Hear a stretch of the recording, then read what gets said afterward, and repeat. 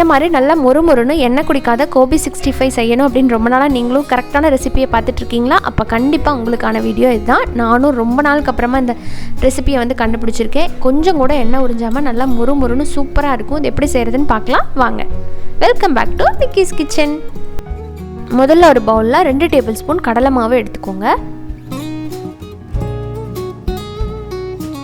அதே அளவுக்கு அரிசி மாவு போட்டுக்கோங்க. அதில் பாதி கார்ன்ஃப்ளவர் இருக்குங்களா, சோள மாவு, அது போட்டுக்கோங்க 1 டேபிள் ஸ்பூன். காரத்துக்கு தகுந்த மாதிரி மிளகாய்த்தூள், கலருக்காக காஷ்மீரி மிளகாய்த்தூள் கொஞ்சம் நீங்கள் தாராளமாகவே போடலாம். நான் 10 கடைசியாக போட்டேன், ஸோ இன்னும் கொஞ்சம் சேர்த்து கூட போட்டுக்கோங்க. வாசனைக்காக சோம்புத்தூள், இஞ்சி பூண்டு பேஸ்ட் எல்லாமே கொஞ்சம் கொஞ்சம் தான் சேர்க்குறேன்.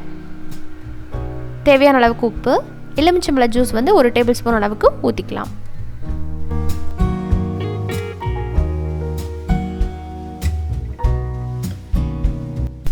எல்லாம் சேர்த்ததுக்கப்புறம் கை வச்சு இந்த மாதிரி கலந்துக்கோங்க.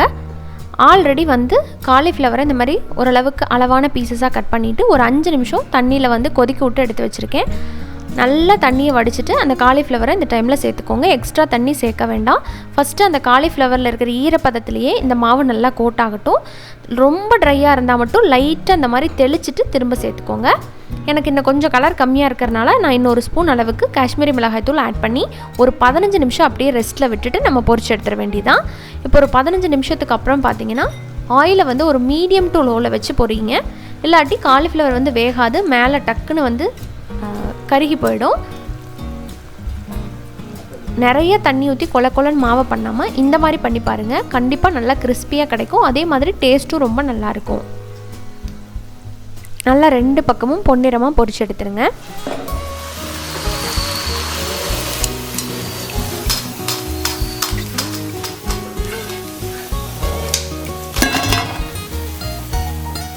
இது ரொம்ப நேரத்துக்கு இதே மாதிரி கிறிஸ்பியாகவே இருக்கும். கண்டிப்பாக இதே அளவுகளோடு செஞ்சு பார்த்துட்டு உங்கள் குழந்தைகளுக்கு கொடுங்க. அவங்க என்ன சொன்னாங்க அப்படிங்கிறத மறக்காமல் கமெண்ட் பண்ணுங்கள்.